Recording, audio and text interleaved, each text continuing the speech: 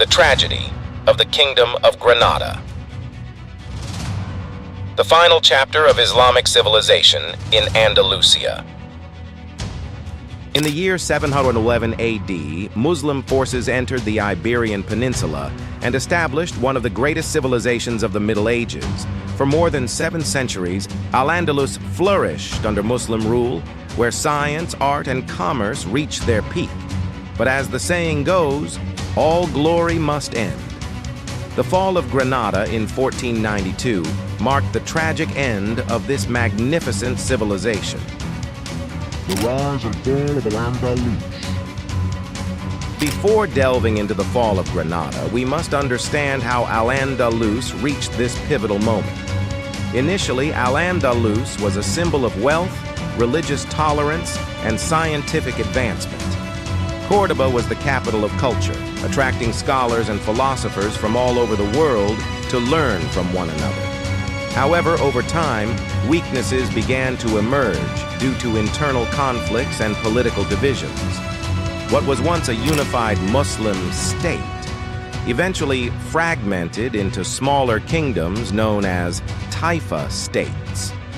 These kingdoms often competed with one another, sometimes even allying with the Christian kingdoms in the north to strengthen their positions. This fragmentation was the true beginning of the end for Islamic rule in Spain. The emergence of the Kingdom of Granada. As Muslim power waned in Al-Andalus, the Kingdom of Granada emerged as the last Islamic stronghold on the Iberian Peninsula. Granada was established as an independent emirate in the mid-13th century after the fall of Seville. Despite its small size compared to the surrounding Christian kingdoms, Granada managed to maintain its independence for over 2 centuries, thanks to the diplomatic skills of its rulers and their ability to forge alliances. The people of Granada experienced a period of relative prosperity as trade with North Africa and Europe continued. Many significant landmarks were constructed during this time, including the Alhambra Palace, which became a symbol of Islamic civilization in Spain. But this prosperity was merely a veneer that concealed the growing threats surrounding the kingdom. Internal and external struggles. In the mid-15th century, external pressures on Granada began to intensify. Ferdinand II of Aragon and Isabella of Castile had united their kingdoms through marriage, forming a powerful alliance aimed at ending Muslim rule on the Iberian Peninsula. The rulers of Granada realized they were up against a formidable force, but they were also preoccupied with internal conflicts. During this period, Granada witnessed power struggles among members of the royal family. While Christian armies advanced from the north, the ruling family was divided, leading to a loss of trust between the king and his subjects. King Abu Abdullah Muhammad V, known as Boabdil, was locked in a power struggle with his uncle and brother. This internal strife left Granada weakened and unable to fend off external threats.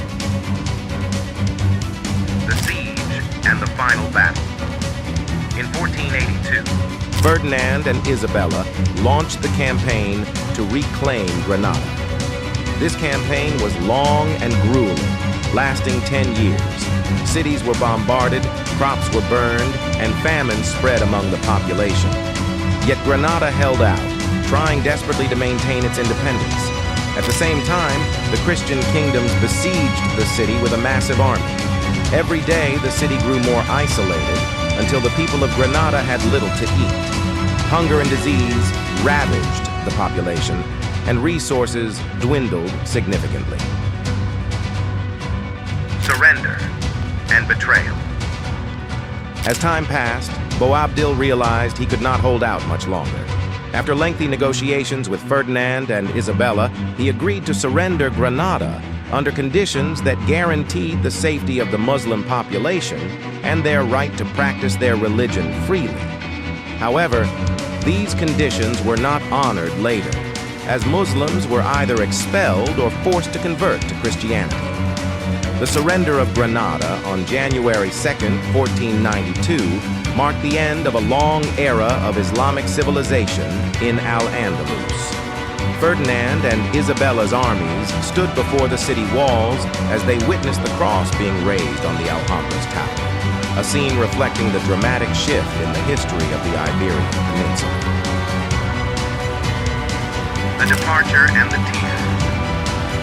After surrendering the city, Boabdil left Granada with some of his family and followers, leaving everything behind. As they departed the city, Boabdil paused at a hill overlooking Granada, casting one last sorrowful glance at the city he once ruled, and he wept bitterly. This hill later became known as the Moor's last sigh. At that moment, his mother, Aisha, reportedly said to him, "Weep like a woman for a kingdom you could not defend like a man." The legacy of Granada. The Alhambra Palace, once a symbol of Granada's greatness, remains a silent witness to its fall. Although the city itself lost its independence and Islamic identity, the influence of Islamic civilization in Al-Andalus continues to be evident in architecture, art, and culture. Despite everything that happened, Granada and Al-Andalus as a whole remain an integral part of Spain and the world's history. The tragic end of a great civilization. The tragedy of Granada is not just the story of a city's fall. It is the end of a civilization that lived for centuries and contributed to human progress.